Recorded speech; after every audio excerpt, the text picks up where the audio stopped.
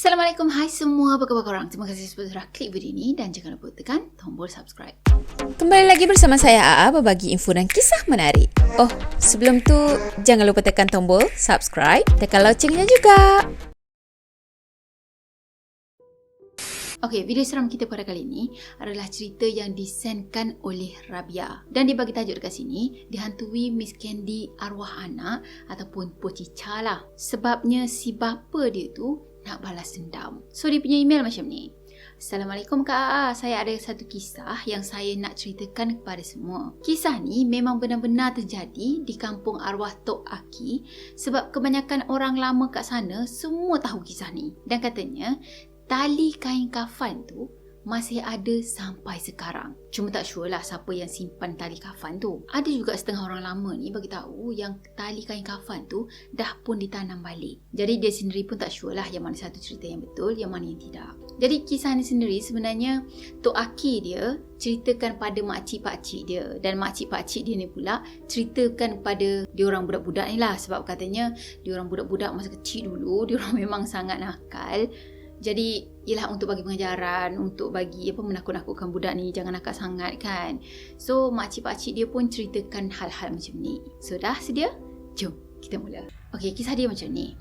Dulu dekat kampung Tok Akinya tu ada sebuah keluarga ni 4 beranak. Jadi family 4 beranak tadi termasuklah mak dia, ayah dia. Dah tu ada sepasang anak. Maksudnya lelaki seorang, perempuan seorang kan. Jadi anak yang lelaki ni anak sulung dalam usia 18 tahun macam gitu. Dan anak yang perempuan ni pula berumur 16 tahun. Jadi keluarga ni sebenarnya agak berada juga. Dan diorang sendiri pun agak tak bergaul dengan orang lain. Katanya diorang banyak harta, banyak rumah sewa, ada ladang buah-buah, lepas tu menjadi pula tu diorang punya ladang tu kan. So diorang boleh kata kalau kat kampung orang yang ada-ada lah. So nak dijadikan cerita, ada satu hari tu anak perempuan kepada keluarga ni hilang tau. Dah hilang tadi, kalutlah kan semua orang mencari kat mana anak perempuan dia ni. Lepas tu orang kampung pun turut sama mencari. Dan last kali orang jumpa anak perempuan dia ni ada dekat bawah timbunan pokok kelapa sawit dan dalam keadaan yang dah tak bernyawa. Dah tu keadaan mayat anak perempuan dia sangat menyayat hati tau. Katanya anak perempuan dia tu dah diperkosa dan juga dibunuh dengan kejam. Bayangkan mayat anak perempuan dia ni dalam keadaan telanjang dekat bawah kelapa sawit sana. Lepas tu ada 2 kesan tikaman pada bahagian dada dan juga bahagian perut. Katanya tikaman itulah yang menyebabkan kematian. Lepas beberapa hari mayat mangsa ni ditemui, seluruh penduduk kampung tu jadi kalut tau. Dah tak senang duduk dah. Ya kan rasa takut lah bila setiap malam diorang mesti kena ganggu tau. Ada Miss Pocica datang, lepas tu mintakan diorang ni untuk bukakan tali Pocica dia. Pula tu dia akan datang setiap malam tau, ketuk-ketuk pintu rumah orang. Daripada satu rumah ke satu rumah yang lain. Dia ketuk-ketuk pintu rumah orang, lepas tu menangis-nangis. Lepas tu minta tolong, bukakan tali pocong dia, bukakan tali ni, macam tu kan. Jadi benda tu macam berlarutan dah berhari-hari. Dan katanya last kali dia akan pergi berdiri tegak dekat depan sebuah rumah. Dan rumah tu adalah rumah ketua kampung. Jadi ketua kampung ni dia tinggal dengan 2 orang anak lelaki dia dan juga 3 orang anak perempuannya. Jadi dalam masa yang sama pun orang kampung ni semua kalut lah. Sebab orang-orang yang pernah jumpa dengan Miss Pocica ni, diorang tahu itu adalah penampakan siapa. Sebab diorang nampak tahu raut wajah Miss Pocica tu sama sebiji dengan muka anak perempuan kepada orang kaya tadi. Ya, yang mati diperkosa dan juga dibunuh tu. Jadi masa tu sebab semua orang pun dah dalam keadaan ketakutan kan. So ketua kampung ni pun tubuhkan satu pasukan peronda. Yelah nak jaga keamanan kampung ni kan. Nak meronda kawasan kampung. Dan katanya kumpulan ni disertai oleh orang-orang yang gagah berani macam tu. Tapi gagal juga. Gagal untuk cari tahu ataupun untuk jejak dekat mana Miss Candy tu. Masa dia orang meronda tu, lepas tu cuba cari dah kan dekat mana Miss Pocica ni pergi kan. Yang dia orang jumpa hanyalah jejak darah je.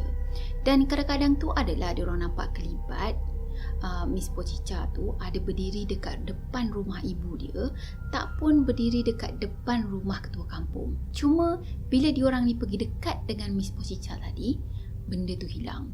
Dah benda ni berlarutan macam itu kan. Sampailah satu saat tu, ibunya kepada mangsa ni, ibu kepada Miss Pochicha tadi, bermimpi tau. Dia mimpi anak dia datang jumpa dia, dan anak dia tu dalam keadaan berbalut kain kafan dah. Dah tu anak dia tadi menangis-nangis tau. Lepas tu dia cakap dia dalam keadaan tersiksa sangat sekarang ni. Dan dia minta tolong dengan maknya supaya lepaskan dia daripada keadaan dia sekarang ni. Dia cakap lah yang dia dah reda dah dengan apa yang berlaku, dan dia minta tolong sangat supaya tamatkan penderitaan dia. Redakan pemergian dia, benarkan dia pergi dengan aman, dengan tenang. Bila dah tersedar daripada tidur tadi, ibu dia ni pun terus ceritakan dekat ayah dia kan, ceritakan apa yang dia mimpikan. Lepas tu dia pun yelah sedih lah kan tengok keadaan anaknya macam tu. Tapi ayah dia tak ada respon langsung tau. Mimpi tu pula bukan sekali je datang, tapi banyak kali dia mimpikan benda yang sama. Jadi dia pun macam dah tak tahan sangat dah.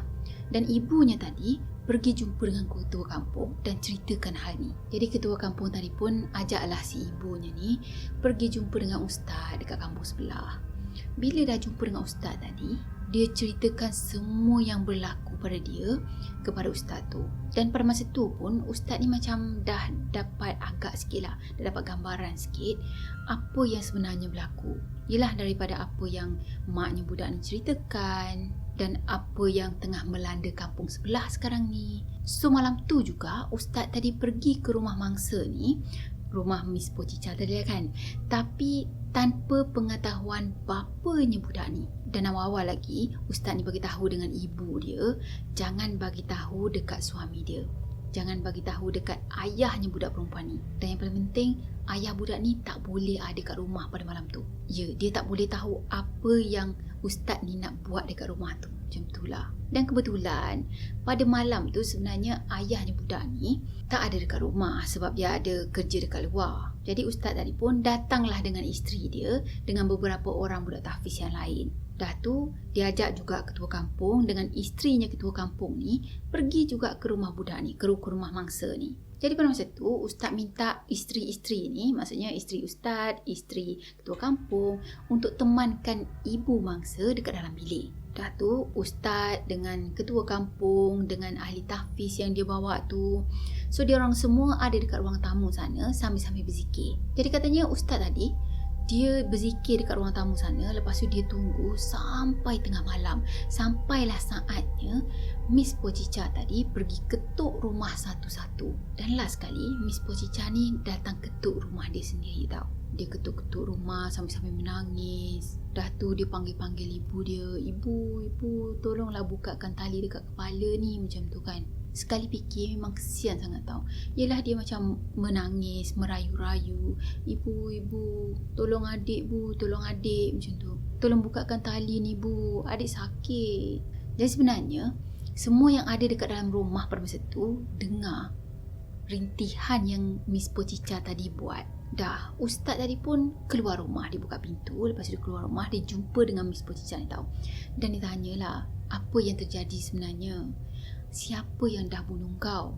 Dan Miss Pochicha tadi pun ceritakan semua benda yang berlaku pada diri dia pada saat di mana dia dibunuh. Dan pada masa tu jugalah segala-galanya terungkap. Dia cerita masa tu dia berjalan seorang diri daripada kebun ayah dia, sebab masa tu dia nak pergi ambil buah pisang, lepas tu bawa balik lah kan. Jadi masa dia berjalan seorang diri tu, anak ketua kampung dengan kawan-kawan dia yang lain tahan dia tau. Dah tahan dia tadi, masa itulah dia diperkosa dan juga dibunuh, dan mayat dia dibuang dekat kelapa sawit sana. Jadi sebab anak dia meninggal dunia dalam keadaan menyayat hati tadi, si ayahnya ni ambil keputusan untuk gunakan ilmu hitam pada mayat anak perempuan dia tau. Dan supaya anak perempuan dia ni cari siapa pembunuh dia. Yelah sebab dendam lah kan, sebab nak tutup bela macam tu. Katanya sebab itulah juga anak dia ni pergi ketuk pintu kat rumah orang-orang kampung sana. Satu-satu rumah dia yang dia pergi ketuk, sebab dia nak cari siapa pembunuh diri dia. Jadi kenapa biasanya dia akan berdiri dekat depan rumah dia, dengan depan rumah penghulu kampung tu? Sebab anak penghulu kampung lah si pelakunya, dan dia nak balik ke rumah dia untuk minta tolong dengan mak dia. Dah tu dia cakap yang sebenarnya dia dah reda dah Dia dah maafkan orang yang buat semua ni pada diri dia, dan dia serahkan semuanya pada Allah. Biar je lah Tuhan yang balas segala kejahatan yang orang dah buat pada diri dia. Dah tu dia minta, dia merayu sangat supaya hentikan semua ni. Sebab sekarang ni dia dalam keadaan yang sangat tersiksa. Dah tu macam mimpi mak dia sebelum ni lah. Dia cakap dia dah tak sanggup menderita. Dia minta supaya dia dilepaskan dan semua orang redha dengan pemergian dia. Jadi lepas Ustaz tadi dah dengar dah cerita daripada Miss Pochicha ni, Ustaz tadi pun minta supaya Miss Pochicha ni pergi daripada tempat tu, pergi daripada sini lah kan. Dah tu dia tolong bukakan ikatan tali dekat kepala Pochicha tu. Dan semua kejadian ni sebenarnya disaksikan oleh maknya budak ni sendiri dan juga orang-orang yang ada dekat sekitar situ. Dah tahu dah cerita sebenar apa yang berlaku. Jadi Ustaz tadi minta supaya maknya budak ni, ibunya budak ni, telefon suami dia dan minta suami dia ni buang semua ilmu, buang semua ilmu hitam yang dia dah gunakan pada mayat anak perempuan dia ni, supaya anak perempuan dia boleh bebas daripada semua siksaan ni. Diorang yang melakukan kejahatan ni pun, anak pembunuh tadi dengan kawan-kawan diorang semuanya pun dah diberkas oleh pihak polis, dah didakwa dah. Dan akhirnya lepas semuanya terungkap, barulah tak ada lagi gangguan dekat kampung tu.